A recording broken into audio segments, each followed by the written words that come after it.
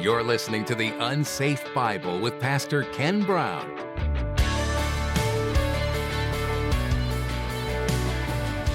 So much for the statement, I am and there's no one beside me. When somebody says that, it's time to sit down and make sure that you're not anywhere near them downrange when things start flying their direction.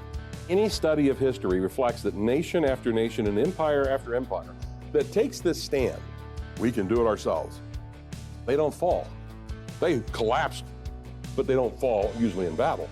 What happened to Rome? Kind of faded away.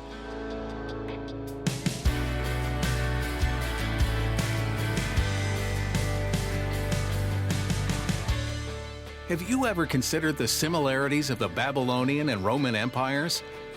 Both were powerful empires. Both reigned over the Jewish people. Both thought they could never be stopped. But today, Pastor Ken teaches that the same thing that happens to every earthly kingdom happened to both empires. They eventually faded into nothing. This story is repeated throughout history, but there is a kingdom that will never be defeated and will never fade. And God is inviting you to be a part of it. Well, let's join Pastor Ken in the book of Isaiah, chapter 47, as he continues his message, Bad News for Babylon. I get a kick out of the fact that the Supreme Court ruled in favor of a church group that was wanting to sponsor children to be taken care of when their parents are unable to do so. And the city of Philadelphia said, oh no, you can't do that. You have to allow even single-sex parents to take care of them too. And they said, no, we can't do that. We're faith-based. Well, the Supreme Court decided to 9-0, no, the faith-based wins. Sorry, they don't have to do that. It's nice to know that there's still some wisdom going on and everybody hasn't gone completely crazy. But I find it interesting that it was the city of Philadelphia, the city of brotherly love, that's doing this. A city of man. It's just a picture of what we see today. The city of man's been used by the enemy to lord it over people ever since the first city of man was founded by Cain. It hasn't ended. It's not out of character to see incredibly unusual things taking place in large cities. The judgment being depicted reflects judgment on those living in Babylon, where they move from the top of the food chain to the very bottom, almost overnight. Verse 3, your nakedness will be uncovered, your shame also will be exposed. I will take vengeance and will not spare a man. In biblical usage, when you say uncovering nakedness, it has the connotation of extreme humiliation. It may even connote rape. Here, it's figuratively used of nations that have consorted with each other as lovers, allies, or gods, but are humiliated and now they're defenseless. They appear naked before them all. This is also the fate of Babylon. At the end of the age, there's no defense for them, none whatsoever, says Isaiah. Now, they may think they're in a different category from all the other nations, but they're not. Only God is truly other. God, who has already demonstrated his trustworthiness in dealing with Assyria for the folks in Judah, can also be trusted that he's going to deal with Babylon. Not only the Babylon in 150 years, near term, but also the Babylon yet in the future, even for us. But again, the details discussed here in these verses did not happen when Cyrus took over Babylon. Yeah, they fell, and yeah, they were humbled, but life remained pretty much the same as it was. They just had new rulers in place. I mean, Daniel went from serving in the court of the Babylonians to being serving in the court of the Persians. He was still a ruler. He was still serving. The practices they had in place for the no gods remained in place with almost no change. And the power players just simply reported to new bosses. God wants to make it clear who the one is that will not only bring down Babylon, that takes captive Israel, but also who is going to destroy the Babylon at the end of the age. It's not a person, it's God. God's the one who's going to do this. He's the one that's going to take down the city that is busy making money on the misery of everybody on planet Earth during the Great Tribulation. The Lord's doing that. Verse 4, our Redeemer, the Lord of hosts is his name, the Holy One of Israel. Sit silently and go into darkness, O daughter of the Chaldeans, for you'll no longer be called the queen of kingdoms. I was angry with my people. I profaned my heritage and gave them into your hand. You did not show mercy to them. On the aged you made your yoke very heavy, yet you said, I'll be a queen forever. Didn't we read that in Revelation? Here it is in Isaiah. These things you did not consider nor remember the outcome of them. It's a simple declaration. God declares, here's his name. He's the one who's going to do this. He's the one who's going to end Babylon, not Cyrus. Yes, Cyrus is going to be involved at the initially in 150 years, but at the end of the age, no, it's God. God is the one who is going to do this.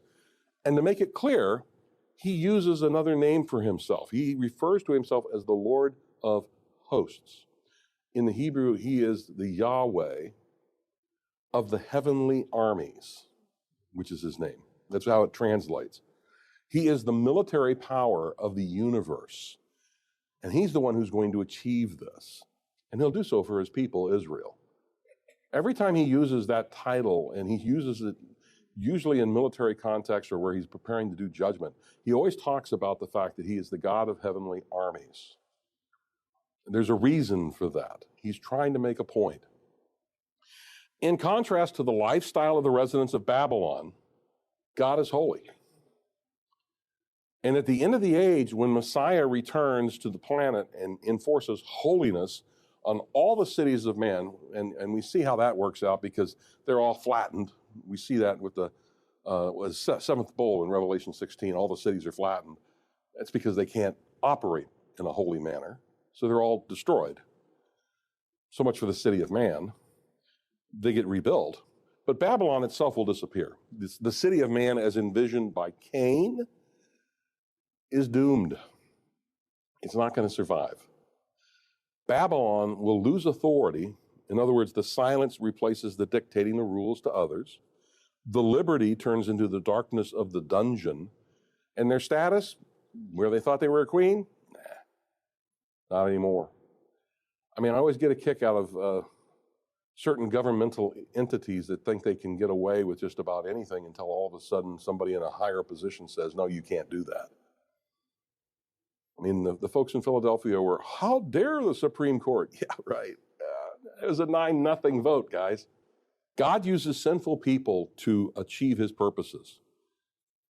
But even as he allows them to judge his people on his behalf, there was the expectation that at least they're going to act humanely. But they didn't. Babylon was expected to, just like Assyria was expected to, use restraint. But they did not. Babylon doesn't show mercy in any of their operations with captive nations. Now, the guy named Cyrus, he does. But Babylon, no. I mean, stop and think about it. Daniel is captured. He's a young man, probably 13 years old. He and his friends are taken off as prisoners to the city of Babylon. Oh, and before that happens, they all are made eunuchs. There's no such thing as anesthetic at that time. That's a physical change that they can't go home to. It's basically, you're never going to go home again because of what we just did to you physically. They were treated as property, chattel of the king, subject to do whatever he wanted to do. And it reflects on all the dealings of Babylon with Judah. Now, does this sound like a nice guy who does this to young teenage men?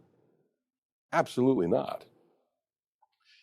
God's the one who gave the nation over to Babylon. But Babylon is the one that decided to show no mercy. And you know, that's not new news for them. All you have to do is read the book of Deuteronomy. Moses actually said, if you sin, here's what's going to happen. There's blessings and cursings throughout the book of Deuteronomy. Deuteronomy is nothing more than 3 sermons given by Moses over a period of about a month. And in one of his sermons, in chapter 28, verses 49 and 50, he's talking about what's going to happen if they keep sinning. He says, the Lord will raise up a distant nation against you, one from the other side of the earth as the eagle flies, a nation whose language you'll not understand, a nation of stern appearance that'll have no regard for the elderly or pity for the young. Predicted by Moses prophetically before they even enter the land. They're sitting on the other side of the Jordan River, and Moses is saying, hey, if you guys don't serve the Lord, this is what's going to happen to you. So it didn't take God by surprise that the Babylonian forces acted without pity. The people were warned about that. But there's still personal responsibility. Even though God says, I know they're going to do this, but they're still personally responsible for this. Even those who the Lord uses for his own purposes still have to perform their work in a manner that is humane. Now, as you read the Old Testament, and there are some things in there that kind of raises an eyebrow because we have to dig into it to understand what God's doing. But there's not this view in there anywhere that war is war, and moral and humanitarian restraints which ordinarily operate are now thrown out the window. That doesn't happen in the Old Testament. It does not show up. It doesn't show up anywhere that the national needs justify what would be criminal otherwise. Even though we do see Jacob's sons commit war crimes and David commit war crimes, and I mean, it's all over the Old Testament. And they're held accountable for what they do. The Lord will remember Judah and Israel as he judges Babylon, both at the time of Cyrus as well as at the end of the age. And the primary reason for judgment is one word. It's pride. It's pride. What's the problem with most politicians today? Other than an inflated sense of their own well-being. And they think that they're God's gift to the human race. I mean, it's pride, right? It is. Proverbs 8:13, we find what God thinks about it. The fear of the Lord is hatred of evil, okay? Pride and arrogance and the way of evil and perverted speech, I hate. Did we pick up again what God hates? Pride, arrogance, the way of evil, and perverted speech. Politicians, it seems like anymore. I mean, all you have to do is turn on the news and you start hearing things that you're just going like, where are they coming from? Haven't they read Proverbs 8:13? Nope, they haven't. Not at all. When pride gets in the way, have you ever noticed this especially? I've noticed it in my life. When pride gets in the way, we tend to lose track that there's anything negative in the future because we're so proud of what our capabilities are that I'm never going to fail, so why should I even consider that? It's fun to listen to politicians. They promise what they're going to do when they achieve power, and they make it sound like it makes so much sense. But we know from the results that we've seen over and over again, they have no intent of doing any of it. Never have, never will. And all they're interested in once they obtain power is keeping power. And their pride gets in the way. I mean, don't you know who they are? No, I don't know, and I really don't care. I've found that with certain individuals in the military who have rank which starts having stars, multiple ones on their shoulders, they start thinking the same thing. And us little people still do criminal investigations in them, and sometimes it's really fun to watch them go down. It just is. I'm sorry, but there is a certain joy when somebody is finally convicted of something that they should have been going down for a while. It's pride. It's what it is. It's pride, period. Babylon should have remembered or been mindful of some of the events that were transpiring. They have a future that they should have been thinking about. They knew what the past was. In the past, they couldn't keep Assyria out of their business. And they finally joined with this group of folks from Elam, and they beat the Assyrians. And well, now we're a power. We can do whatever we want. We're going to be destroyers. Yeah, no, you're going to be destroyed. Babylon's going to be deposed from her throne, and the captive daughter of Zion would once more be exalted, and the period of her salvation would dawn. Even Daniel had to explain that to Nebuchadnezzar. You're the head of gold, king, but you're not going to be there very long. Babylon's later end is the prelude to Israel's dawn when the dayspring from on high, when Jesus comes back. That's what we see. Verse 8. Now hear this, you sensual one, who dwells securely, who says in your heart, I am, and there is no one beside me. In other words, they think they're God. Okay? I will not sit as a widow, nor know loss of children. What did we read in Revelation? Same thing, right? But these two things will come on you suddenly in one day, loss of children and widowhood. They will come on you in full measure in spite of your many sorceries, in spite of the great power of your spells. You felt secure in your wickedness and said, no one sees me.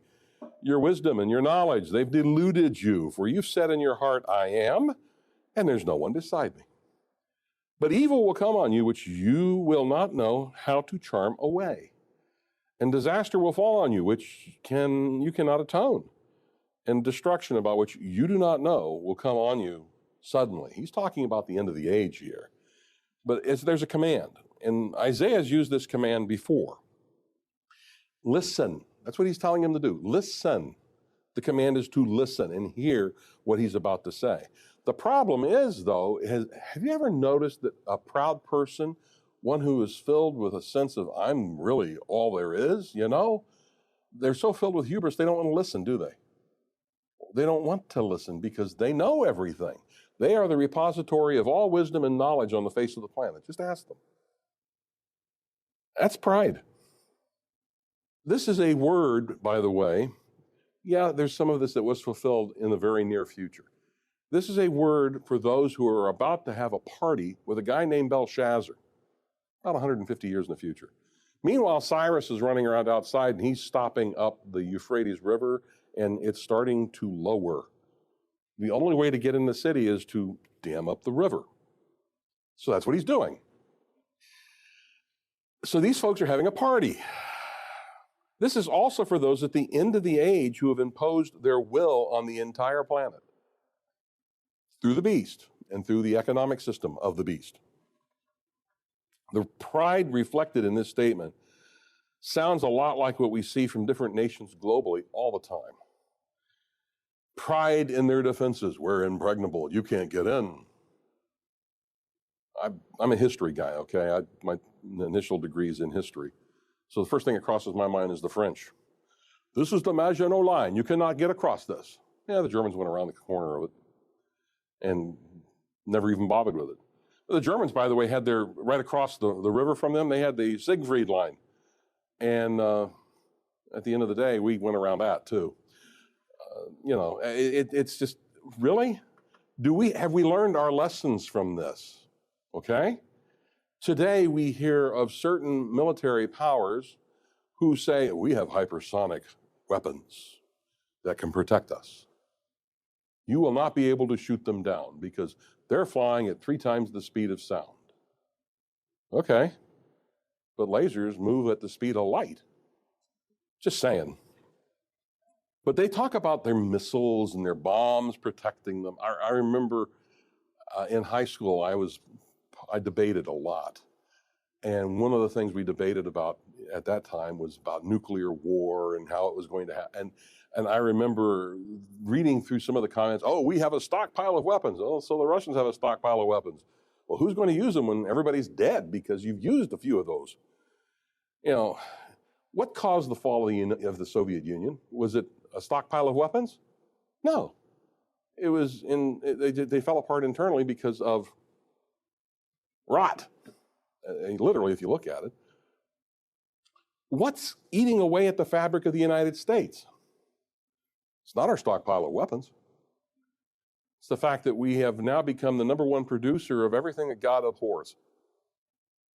That's why. So much for the statement, I am and there's no one beside me. When somebody says that, it's time to sit down and make sure that you're not anywhere near them downrange when things start flying their direction.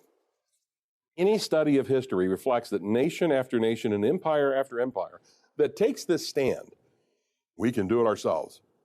They don't fall. They collapse, but they don't fall usually in battle. What happened to Rome? Kind of faded away. Both the Eastern and the Western. What about all the different, again, it's just a study of different nations and so forth. God judges pride.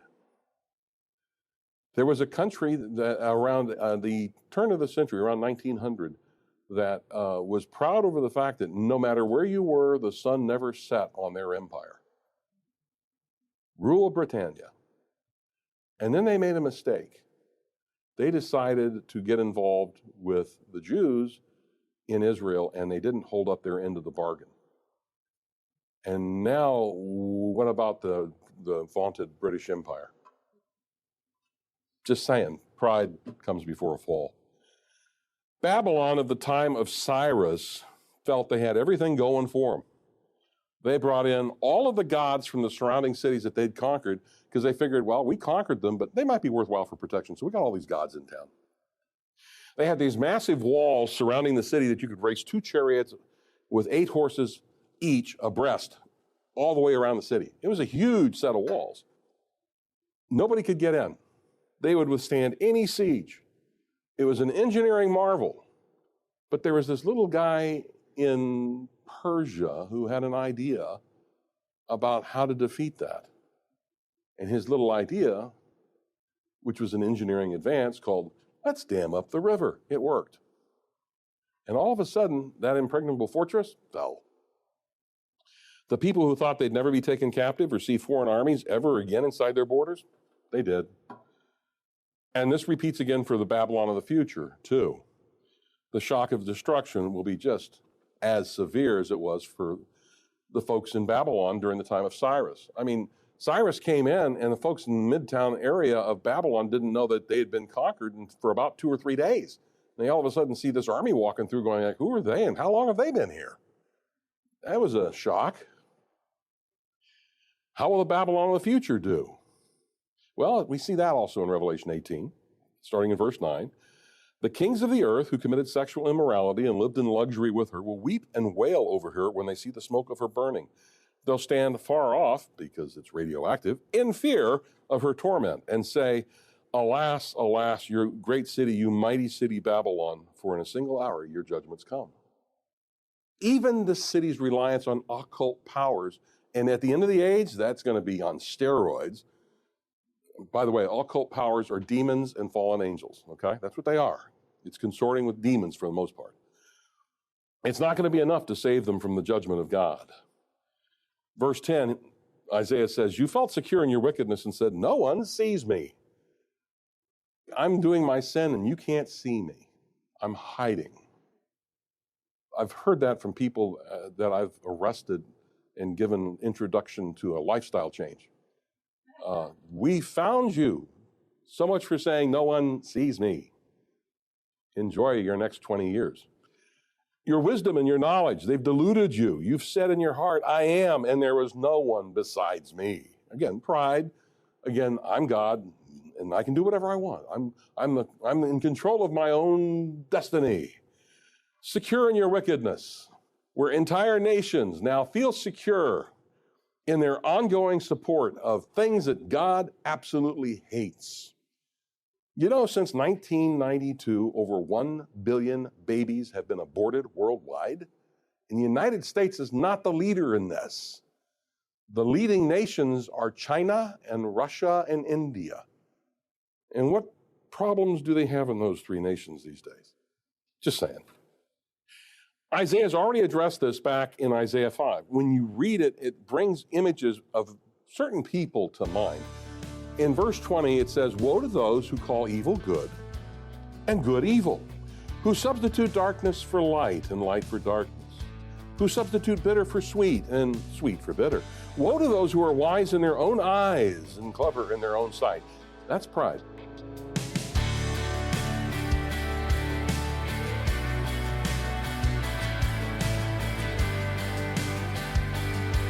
It's true that some of us are introverts and some of us are extroverts. But did you know Jesus designed us to function best when we're part of a community?